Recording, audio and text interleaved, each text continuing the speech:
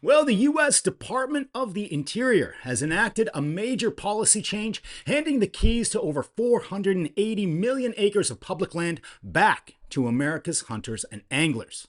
Secretary Doug Burgum signed Secretarial Order 3447, which establishes an open unless closed policy for hunting and fishing across most DOI-managed public lands, including those managed by the BLM, U.S. Fish and Wildlife Service refuges, and Bureau of Reclamation properties.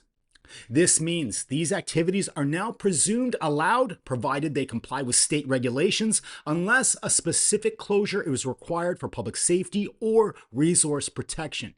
The new order aims to cut unnecessary red tape and align federal rules with state regulations, especially on national wildlife refuges.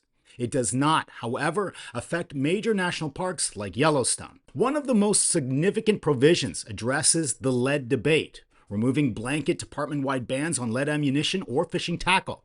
New restrictions can only be imposed with solid evidence of population-level harm to wildlife and now require high-level agency approval, preventing local offices from implementing them arbitrarily. Furthermore, the order directs all DOI bureaus to identify and prioritize new areas for hunting and fishing within 60 days, eliminate outdated rules, and work closely with state wildlife agencies and tribes to create expanded and more consistent opportunities.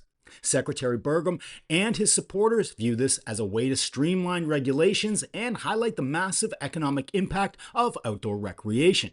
Conservation and hunting groups have enthusiastically welcomed the move, seeing it as a critical step toward elevating hunters and anglers as partners in conservation and ensuring these traditions remain accessible for generations to come. While many areas are already open, the order creates meaningful new pathways and makes adding pesky red tape and restrictions significantly more difficult.